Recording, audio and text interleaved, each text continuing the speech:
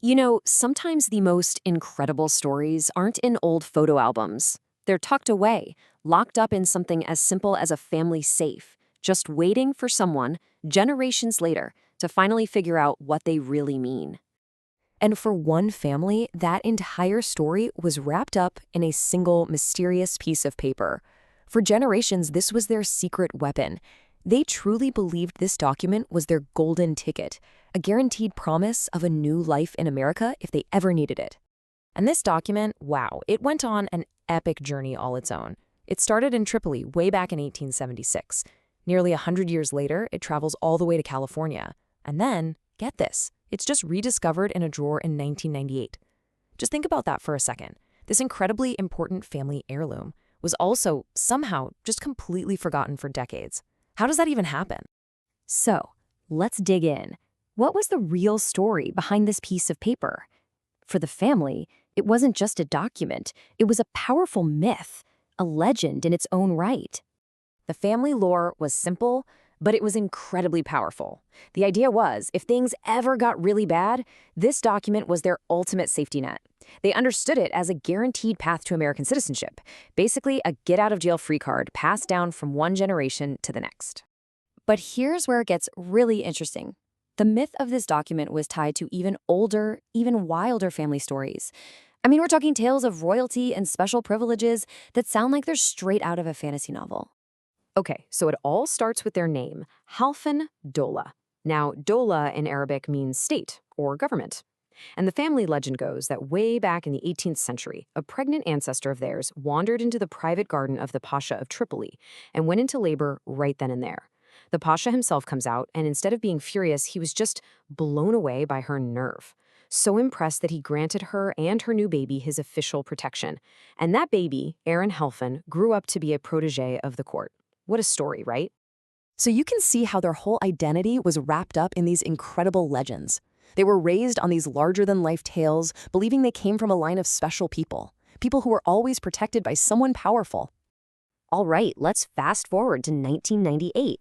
After all those decades sitting in a drawer, the document is finally pulled out, and its 150-year-old secret is about to come to light. What did this thing actually say? So this is it, the big question. After all that time, after generations of myths and stories, what was written on the paper? Was it really a golden ticket to America? And here is the big reveal. The myth, that it was a key to American citizenship, but the reality, well, it was something way more specific, and honestly, probably even rarer.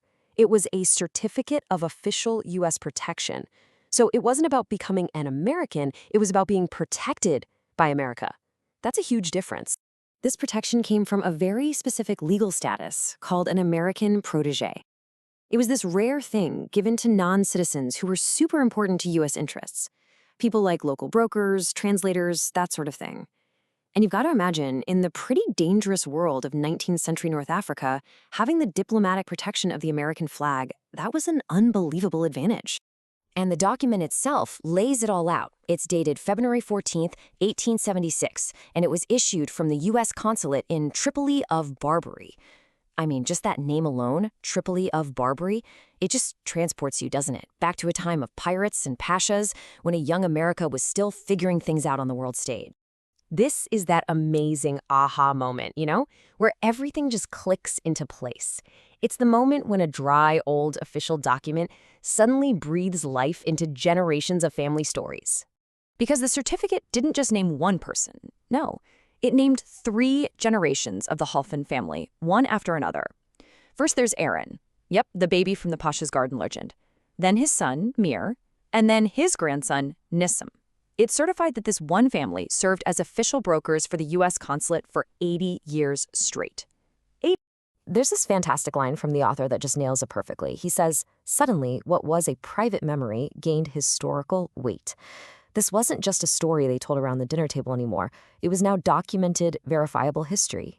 So in the end, this dusty old paper proved that the core of all those wild family legends was actually true. The Halfon family really did have the special protection of a world power. It started with a pasha in the 18th century, and it evolved into the protection of the American flag in the 19th. Incredible. But that makes you wonder, right? What happens to a legacy like that? What happens when the world moves on and that kind of protection just isn't needed anymore? Well, the answer to that question came in 1911. The Italians conquered Tripoli, and everything changed. All of a sudden, the US was dealing with a modern European government, not the old Pasha's court. And boom, just like that, the family's vital role as diplomatic brokers, it was gone. Obsolete. Pretty much overnight.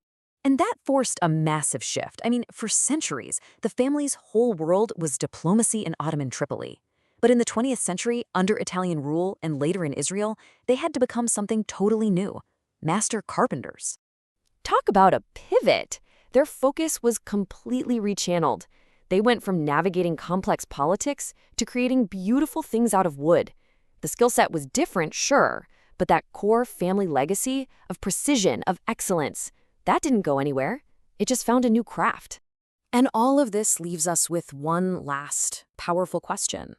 What's left of a legacy when the protections are gone and the flags all change? It's a question that takes this one family's incredible secret and makes it universal. It makes you think about what we all inherit, what we decide to carry forward, and what history, in the end, makes of all of us.